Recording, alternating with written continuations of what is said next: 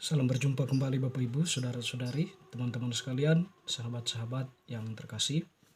Pada kesempatan ini saya mengajak kita kembali lagi mempersiapkan sedikit waktu mendengarkan sabda Tuhan yang kita ambil dari Penginjil Yohanes bab 8 ayat 21 sampai 31. Yesus bukan dari dunia ini. Maka Yesus berkata pula kepada orang banyak, "Aku akan pergi dan kamu akan mencari aku, tetapi kamu akan mati dalam dosamu.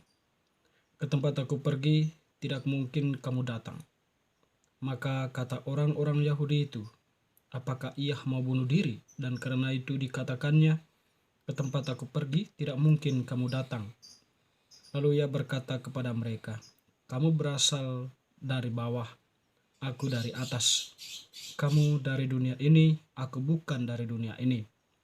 Karena itu tadi aku berkata kepadamu bahwa kamu akan mati dalam dosamu, sebab jikalau kamu tidak percaya bahwa akulah dia, kamu akan mati dalam dosamu." Maka kata mereka kepadanya, "Siapakah engkau?" Jawab Yesus kepada mereka, "Apakah gunanya lagi aku berbicara dengan kamu? Banyak yang harus kukatakan dan kuhakimi tentang kamu.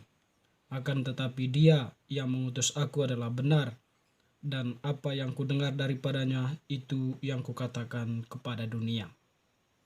Mereka tidak mengerti bahwa ia berbicara kepada mereka tentang Bapa. Maka kata Yesus, "Apabila kamu telah meninggalkan anak manusia, barulah kamu tahu bahwa akulah dia, dan bahwa aku tidak berbuat apa-apa dari diriku sendiri, tetapi aku berbicara tentang hal-hal sebagaimana yang diajarkan Bapa kepadaku. Dan ia yang telah mengutus aku, ia menyertai aku. Ia tidak membiarkan aku sendiri, sebab aku senantiasa berbuat apa yang berkenan kepadanya." Setelah Yesus mengatakan semua itu, banyak orang percaya kepadanya. Maka katanya kepada orang-orang Yahudi yang percaya kepadanya, "Jikalau kamu tetap dalam firman-Ku, kamu benar-benar adalah murid-Ku." Demikianlah sabda Tuhan, terpujilah Kristus. Teman-teman sekalian, sahabat-sahabat yang terkasih, Penginjil Yohanes yang telah kita dengarkan tadi mengisahkan Yesus yang berbicara di hadapan orang banyak tentang dirinya bahwa dia itu bukan dari dunia ini. Dan memang betul ya. Bapak Yesus itu adalah Allah ya, Allah Putra. Pribadi kedua Allah Tritunggal Maha Kudus, Allah Putra yang datang ke dalam dunia ini menjelma menjadi manusia di dalam rahim Maria karena kehendak Allah, tentu dengan suatu misi, proyek ekonomi keselamatan, yaitu menyelamatkan manusia. Dan dalam peristiwa Yesus yang datang ke dalam dunia, Yesus tidak bertindak pasif ya, tetapi Yesus itu aktif bergerak. Jadi dia berjalan dari suatu tempat ke tempat yang lain. Apa yang dilakukan Yesus dalam perjalanannya itu? Dia mengajarkan tentang apa yang menjadi kehendak Allah. Di samping itu, dia juga melakukan apa atau Yesus itu menaruh belas kasihan kepada manusia yang menderita, yang menaruh harapan kepadanya. Mereka yang sakit, mereka yang kerasukan roh jahat, mereka yang kelaparan, dan sebagainya. Jadi Yesus berbelas kasih, menaruh kasih di sana. Sehingga Yesus tidak hanya empati atau simpati terhadap situasi itu, tetapi juga dia bertindak. Dalam hal itu Yesus melakukan mujizat ya. Yesus di sana menyembuhkan orang sakit, menyembuhkan membuka mata orang buta, menyembuhkan orang yang sakit kusta, mengusir roh jahat ya, atau orang-orang yang mengalami kerasukan roh jahat. Yesus mengusir semuanya itu.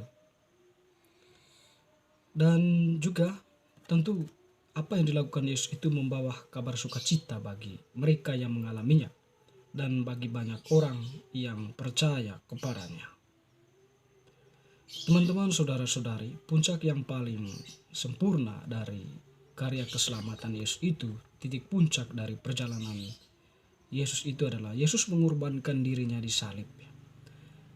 Kita katakan puncak ya dalam arti Yesus itu ya, dia benar-benar menyerahkan dirinya ya untuk Allah dan manusia itu ya, mengorbankan dirinya di salib. Dia menjadikan dirinya sebagai anak domba yang dikurbankan demi keselamatan manusia, demi membuka ruang keselamatan bagi manusia. Tetapi dalam peristiwa Yesus yang sudah membuka ruang keselamatan itu melalui salib itu ya, Yesus mempersilakan untuk banyak orang datang kepadanya atau memasuki ruang keselamatan itu. Tetapi dengan satu syarat atau dengan syarat bahwa Yesus kan sudah menyampaikan begitu banyak hal ya kepada manusia. Konteks kita saat ini adalah dalam gerejanya Yesus atau para murid terus mewariskan, mempertahankan apa yang diajarkan oleh Yesus, yaitu tentang kebenaran dalam kitab suci atau pesan-pesan Yesus yang perlu dilakukan oleh manusia melalui khotbah para pastor, renungan-renungan, pendalaman iman dan sebagainya. Itu setidaknya menyadarkan kita bahwa kebaikan itu menjadi patokan atau menjadi titik kekuatan bagi kita untuk memasuki ruang keselamatan itu. Kebaikan dalam arti ini bahwa melakukan apa yang dikehendaki oleh Allah. Jadi kasih, ya, membantu sesama, bertindak adil, bertindak jujur, setia, bertanggung jawab, dan sebagainya. Jadi semuanya itu sekiranya menjadi modal-modal untuk bisa memasuki ruang keselamatan itu. Dengan kata lain kita mengatakan kita menciptakan suatu keselamatan subjektif ya, yang mengantar kita memasuki keselamatan objektif yang disediakan oleh Yesus sendiri melalui salibnya itu. Dengan demikian setiap orang yang melakukan hal itu adalah orang yang percaya.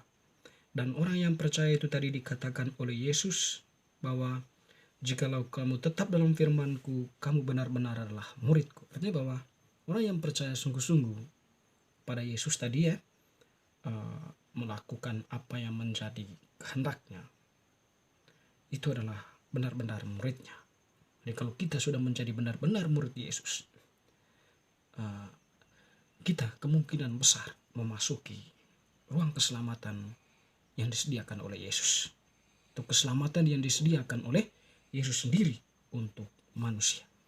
Teman-teman, saudara-saudari yang terkasih, memang ketidakpercayaan ini ya, atau kepercayaan itu ya masih merupakan tanda tanya juga untuk kita. Terkadang banyak orang yang percaya kepada Yesus itu hanya di mulut, formalitas. Setelah orang itu dibaptis ya sudah, dia sudah menjadi anggota gereja. Tetapi posisinya sebagai manusia masih dalam kekangan-kekangan kehendak yang lebih menuju pada kejahatan. Manusia masih dalam situasi dijebak oleh godaan-godaan yang memungkinkan dirinya tidak mampu dengan sepenuh hati menghadirkan Allah dalam hidupnya. Sehingga bagi mereka percaya dan tidak percaya itu ya dua hal yang berjalan bersama. Ke gereja hanya sebagai sebuah rutinitas. Jadi ritus-ritus liturgi atau ritus perayaan Ekaristi yang dirayakan itu hanyalah sebuah seremoni yang dipandang sebagai seremoni profan ya, yang diikuti hanya supaya tidak dinilai orang kita malas ke gereja. Jadi ya fenomena-fenomena seperti itu ekspresi kurangnya kepercayaan atau kurangnya pemahaman, kesadaran dari kita yang seyogiannya sudah diselamatkan oleh Allah, yang sesungguhnya kita ini menjadi pengikut Yesus. Oleh karena itu ya, pada kesempatan ini Yesus mengajak kita untuk sungguh-sungguh percaya kepadanya. Agar kita itu ya sungguh-sungguh menjadi murid yang siap melakukan apa yang menjadi kehendaknya, dan juga siap tentunya untuk memasuki ruang keselamatan yang disediakan oleh Yesus. Meskipun kita dari dunia ini, tetapi karena Yesus bukan dari dunia ini dan menyediakan jalan bagi kita, maka kita pun adalah bagian dari Yesus, di mana kita disediakan tempat oleh Yesus untuk kita diami saatnya nanti. Semoga bacaan hari ini semakin meneguhkan iman kita. Amin.